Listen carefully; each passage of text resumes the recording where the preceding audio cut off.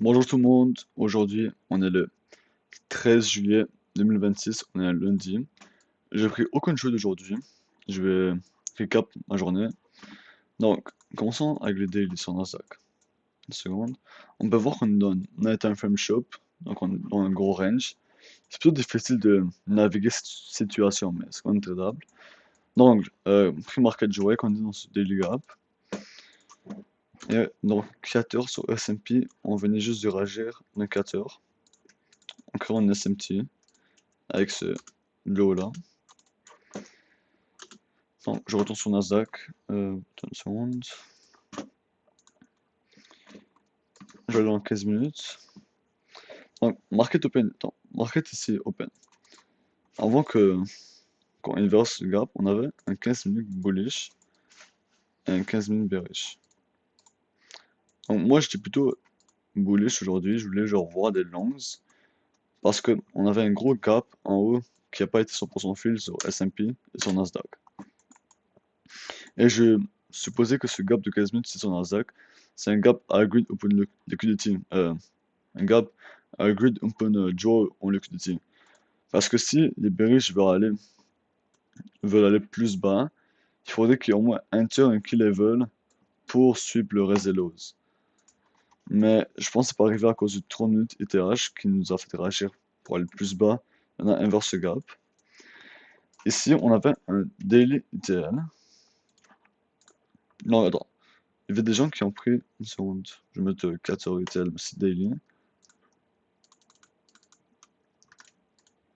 Ici, il y avait des gens qui ont pris sur le market open, juste là, un 15 secondes trade pour target le 4 UM.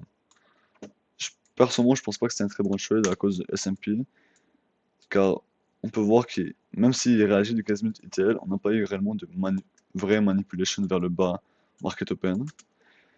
Aussi, on peut voir que market open, quand il open, on générait du liquidity à côté de 30 minutes ETH. À la place de sweep, on joue son generate. Mais j'ai eu aucun réel entry parce que c'est que du chop. Après, on a eu un major sell-off.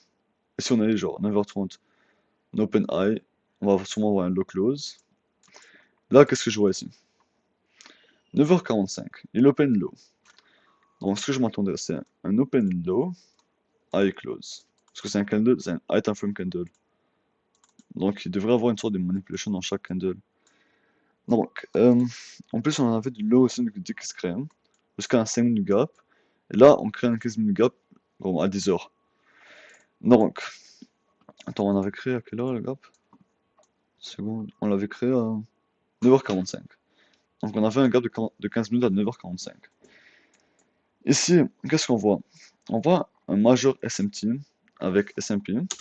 Et de plus on avait sur SCIS, on est rentré on vient de suivre le 15h ETL.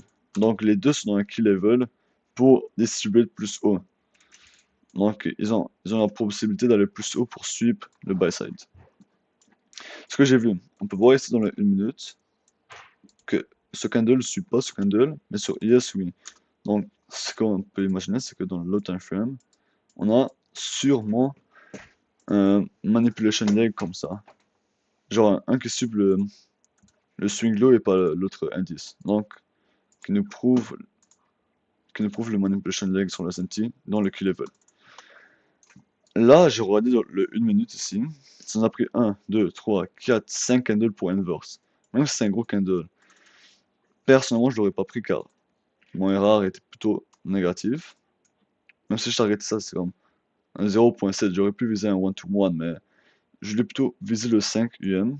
C'était plus probabilité, parce qu'il y avait du low resistant jusqu'aux 5 minutes. Mais ce que j'ai vu après, c'est que voilà, dans le 30 secondes, il n'y avait aucun gap. Il n'y avait aucun genre manipulation leg. Dans le 15 secondes non plus.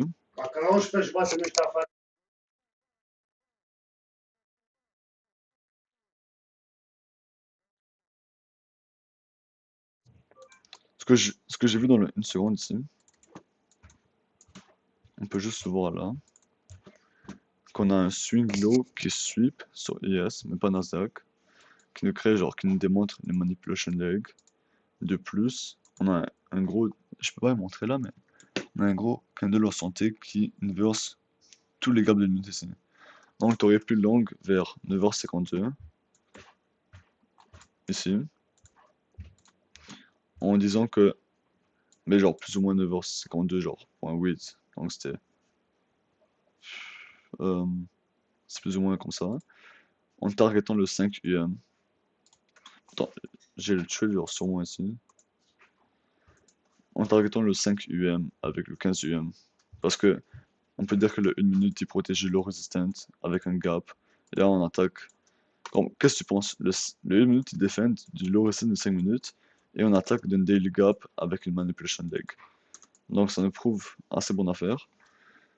Pour voir ici dans le 1 minute qu'on avait un 4.96 erreur. Je pense que c'est le 5 minutes juste là. Ah, là je suis dans le 5 secondes. Ouais, genre on a rien sur le 5 secondes ici. On n'a pas de single, c'est genre une seconde qu'on a fait l'opportunité. C'est ce que les personnes qui auraient Enter, ça c'est des fous furieux. Il y a toi, t'es à la lumière.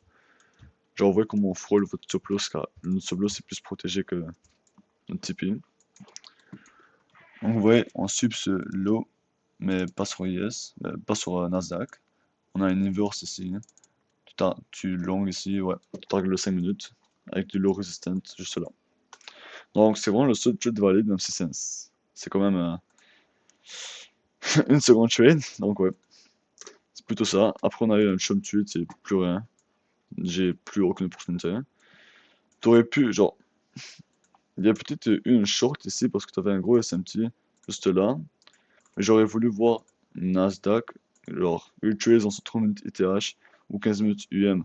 Parce qu'on était encore dans ce 15 minutes gap ici. Qui s'est fait inverse à 9h45. Genre, j'aurais dû attendre tous ces candles qui bougent pour short. Après avoir take mon draw en liquidity. Donc, mon seule option c'était long. En plus, c'est genre mon bias. Donc, ouais. Merci de m'avoir écouté. Passez une bonne journée, il fait beau dehors. Bye bye.